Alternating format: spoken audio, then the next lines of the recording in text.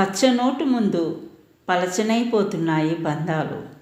ధనం ముందు గుడ్డుదైపోతుంది గుణం. ఆస్తుల ముందు ఆవిరైపోతున్నాయి ఆప్యాయతలు. జీవితం అనే యుద్ధంలో తగిలిన గాయాల గురించి ఆలోచించకు. ఎలా కోలుకోవాలా అని మాత్రమే ఆలోచించు. ప్రేమతో చేరదీస్తే క్రూర మృగాలు కూడా ప్రేమను చూపిస్తాయి. కానీ కొన్ని బంధాలకి ఎంత ప్రేమను చూపించినా బాధనే మిగులుస్తాయి. భయం బందీని చేస్తే ధైర్యం నీకు దారి చూపిస్తుంది. ఈ ప్రపంచంలో మంచివాడిని కనిపెట్టడం చాలా కష్టమైపోయింది. ఎందుకంటే చెడ్డవాడు మంచివాడు కంటే మంచిగా నటిస్తున్నాడు. ఈ లోకంలో మనిషికి మాత్రమే ఉండే ప్రమాదకరమైన మానసిక రోగం ఓర్వలేనితనం. తనకు లేదని ఉన్న వాళ్ళను చూసి ఏడ్చేవాడికి ఎన్ని ఉన్నా వాడు నిత్య దరిద్రుడే.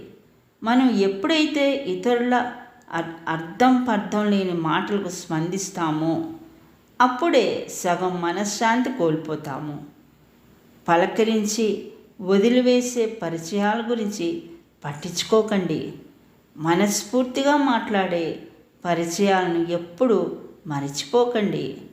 నిన్ను చిన్న చూపు చూసేటోడిని ఆవేశమైన మాటలతో కాదు, నీవు సాధించే విజయంతో వాడి అహం మీద దెబ్బ కొట్టాలి. మీరు నేర్చుకోవడం ఎప్పుడూ ఆపకండి. ఎందుకంటే జీవితం అన్నది ఎప్పుడూ పాఠం నేర్పకుండా ఉండదు. కాబట్టి నీవు పందెంలో గెలవాలి అంటే ఎదుటివారిని ఓడించే శక్తి ఉండాలి.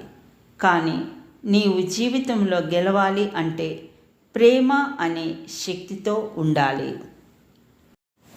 అలాగే ప్రతి మనిషిలోనూ ఏదో ఒక ప్రతిభ ఉంటుంది. అది నిరూపించుకోవడానికి ఒక అవకాశం కావాలి. ఈ సమాజంలో మంచి వాళ్లకు విలువ లేదు. నువ్వు ఎంత మంచిగా ఉంటే అంత ఒంటరైపోతావు. ఒక మనిషికి నిజమైన ఆనందం లభించేది కేవలం తన ఆలోచన వల్లే. నువ్వు ఏం ఆలోచిస్తావో అదే నీ బాధకు, నీ ఆనందానికి కారణం అవుతుంది. ఏ సమస్య శాశ్వతం కాదు. అందుకే నిన్ను నువ్వు ఒత్తిడికి గురి చేసుకోకు.